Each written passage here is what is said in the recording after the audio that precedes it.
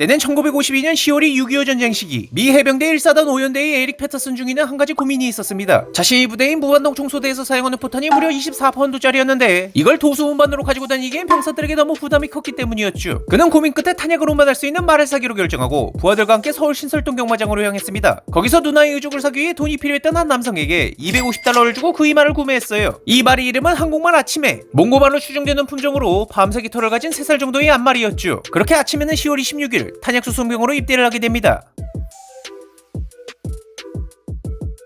군대에 들어간 아침에는 레클리스라는 이름을 받게 됩니다. 이 단어의 뜻은 무모한인데 무한동 총의 영어 이름 리코일리스 라이플을 소대에서 레클리스 라이플, 무모한 총이라 부르던 걸 따왔다고 해요. 아무튼 그렇게 부대에 들어온 레클리스는 여러가지 훈련을 받았는데 생각보다 군대 체질이었나봐요. 집 나르는 동물로서의 훈련 외에도 철조망에 얽히지 않는 법, 포탄이 떨어질 때 누워있는 법 등이 생존기술은 물론 인커밍! 소리를 들으면 벙커로 뛰어가는 훈련도 완료했거든요. 성격도 굉장히 온순한 편이었기에 얼마 안가 소대원들과 금방 친해져서 그들이 텐트에 마음대로 들락거리며 잠을 자기도 했습니다. 심지어 날이 추울 땐 아예 텐트의 난로 옆에 누워있을 정도였죠. 식성도 어마무시해서 별걸 다 처먹었습니다. 스크램블 에그, 베이컨, 버터 바른 토스트, 잘게 썬 밀, 땅콩 버터 샌드위치, 으깬 감자는 물론 초콜릿바, 사탕, 코카콜라, 맥주, 더 나아가 말담요, 포커칩 등. 왜 먹은 거죠 대체? 니가 보소. 물론 이름값은 먹는 것으로만 나타난 건 아니었습니다. 소대의 사격에 처음 따라간 날, 처음으로 포탄이 소리를 들었을 땐 겁을 먹고 딸뛰었지만 진정된 이후 두 번째 포탄은 코웃음을 치더니 나중에 가선 아예 포탄 소리가 나건 말건 옆에서 버려진 철마의 내피를 뜯어먹고 있었다고 합니다. 신기하게 포탄 소리보단 무기가 작동하는 것에 관심을 가졌다고 해요. 심지어 하루는 어떤 미친놈이 타는 게 금지되어 있던 레클리스를 탔는데 갑자기 경주마 아침에로 돌아가더니 쥐려밭을 뛰어다녔답니다. 다행히 쥐를 밟진 않았다고 하는데 진짜로 무모한 대머리 놈들이네요.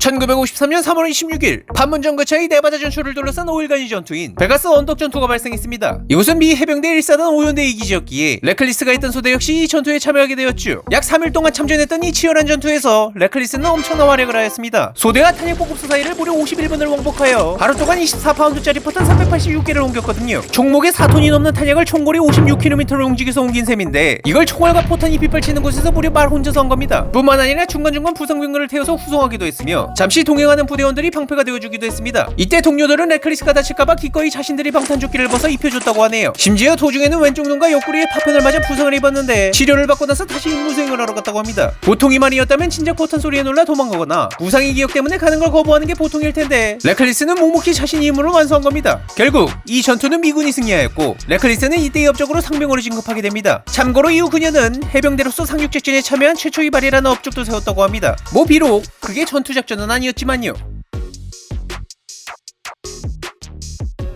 시간은 흘러 비록 휴전이란 결말이지만 결국 전쟁은 종료가 됩니다. 그리고 레클리스는 그로부터 몇 달 뒤인 1954년 4월 10일에 하사로 진급하게 되죠. 허나 그녀는 부대의 공식적인 절차를 통해 구입한 말이 아니었기에 미군이 군마로 인정되지 않아 한국에 남아야 될 상황이었죠. 이에 한 잡지사에서 이 내용을 기사로 싣게 되었고 소식을 접한 미국 시민들이 레클리스의 미국행을 청원하게 됩니다. 마침 그때 기사를 본 사람들 중에 한 해운업자 임원이 있었는데 레클리스가 일본 요코하마에서 샌프란시스코를 왕복하는 자사의 배에 탑승하도록 조치해줍니다. 그렇게 귀국 문제까지 해결된 레클리스는 무사히 교대식을 마친 뒤 한국을 떠나 일본에서 배를 타고 미국으로 향했습니다. 물론 도중에 폭풍을 만나 도착 시간이 지연되고 레클리스가 병을 걸려 한바탕 난리가 나거나 미 농무부에서 검역에 관한 문제제기를 하며 레클리스가 하선 때 덮을 멋진 남녀를 또 처먹은 사태가 있긴 했지만 담요 좀 그만 먹어 모두 어찌저찌 해결합니다. 이후 그녀는 펜들턴 기지에서 V의 비대접을 받으며 지내게 됩니다. 2개의 퍼플아트, 해병대 선행훈장, 대통령 부대표창과 동성훈장, 국방훈장, 한국군무훈장, 유엔 한국군무훈장, 해군부대표창 등의 여러 훈장을 받았고 중사로 진급도 했으며 4마리 이 망아지를 낳기도 했죠. 참고로 TV쇼도 몇 번 나오긴 했지만 해병대 측에서 그녀가 상업적으로 이용당하지 않도록 조심했기에 그리 자주 볼 수 있지 못했다고 합니다. 이후 그녀는 1960년 11월 10일에 군대에서 은퇴를 하게 됩니다. 근데 뭐 사실 딱히 달라진 건 없고 계속 기지에서 남은 여생을 보냈습니다. 그렇게 은퇴한 만생을 보내던 레클리스는 8년 뒤인 1968년 5월 13일 철조망으로 생긴 상처의 치료를 위해 투여한 진정제 때문에 세상을 떠나게 됩니다. 레클리스는 그녀가 살던 펜틀턴 기지 안에 묻혔고 마곡간에 그녀를 위한 명패와 사진을 설치했다고 합니다.